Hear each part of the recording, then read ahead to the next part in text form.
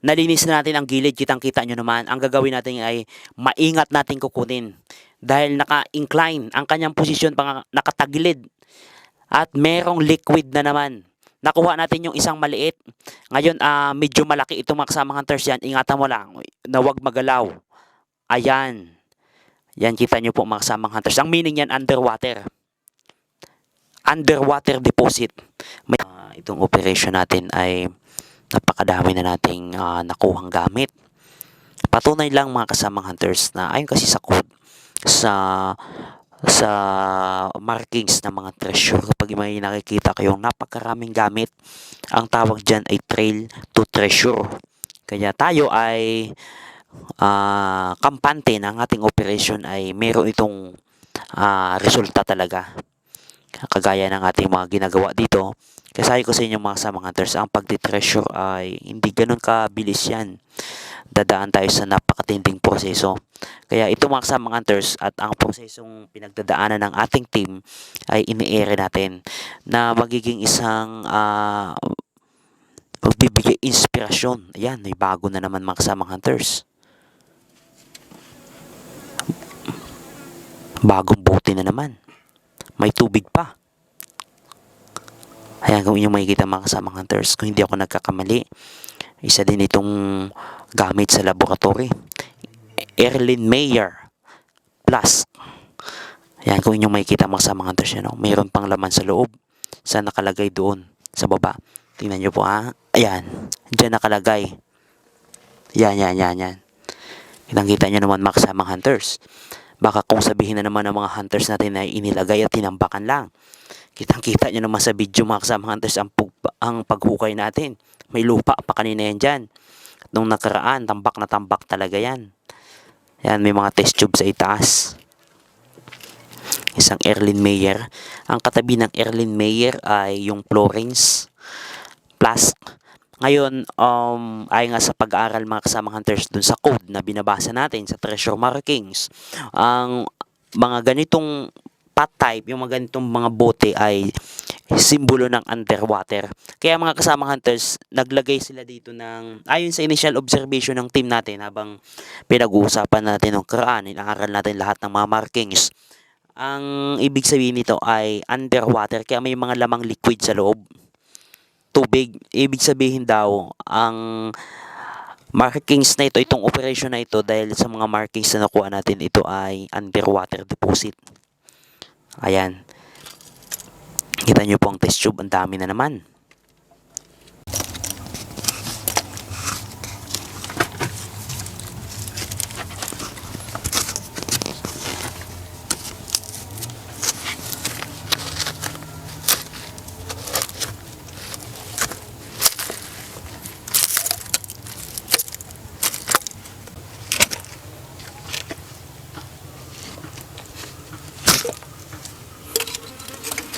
Unti-unti nating tinitibag.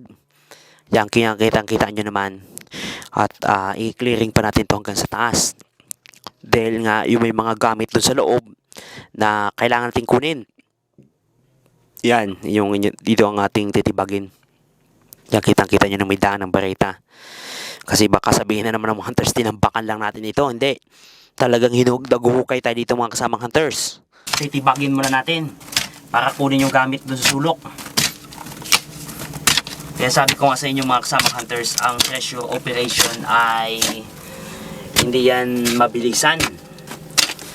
Kailangan natin ng pasensya, mahabang pasensya ang treasure talaga. Kaya may mga treasure hunters na inaabot ng taon, hindi pa nakakakuha. Sana wag mangyari sa ating team. Dahil sabi nga, ang treasure mga kasamang hunters ay para kang naghahanap sa isang ektaryang lupa ng isang pirasong karayom. Sabi nga ng Hapon, napakagaling nyo pag nakuha ninyo ang treasure naming ibinaon. Nalawakan na natin. Kung inyong makikita, ang dami pang pako. Lahat naka-point. Talagang nasa tamang direction tayo mga kasamang hunters. Ang tawag dyan ay trail to treasure ayon yan sa markings. I hope makadali tayo ng giveaway mga kasamang hunters. At ito, kukunin natin to isa-isa.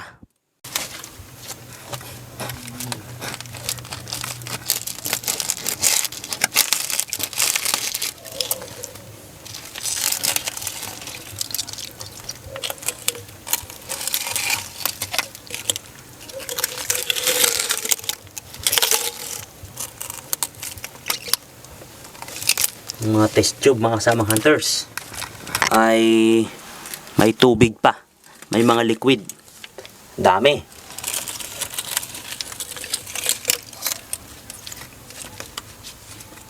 Sumabit na iba, kinain na ng ugat ng kahoy yung iba. Yan, kita nyo po mga kasamang hunters, yan o, nasa loob pa ng ugat ng kahoy yung iba. Yan o, tingnan nyo, yan o, ugat ng kahoy.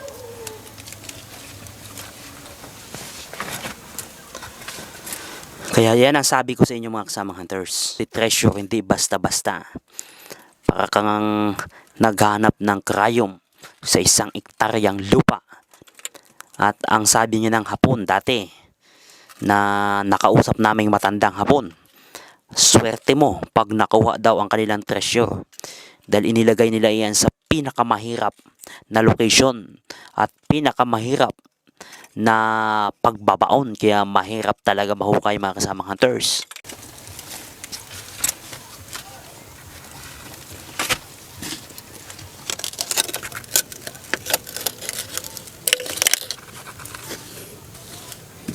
Yan, may malaking bote pa talaga.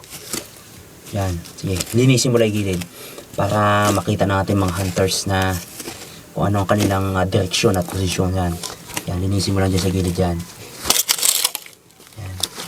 Kung inyong makikita mga kasamang hunters, yan ay napaka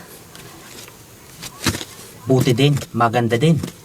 Erlen Meyer, hindi ako nagkakamali, Erlen Meyer din siya. Katulad nung nakuha natin kanina nung una. At ang nakuha natin nung nakaraan ay Florence Plus. Ito naman ay Erlen Meyer.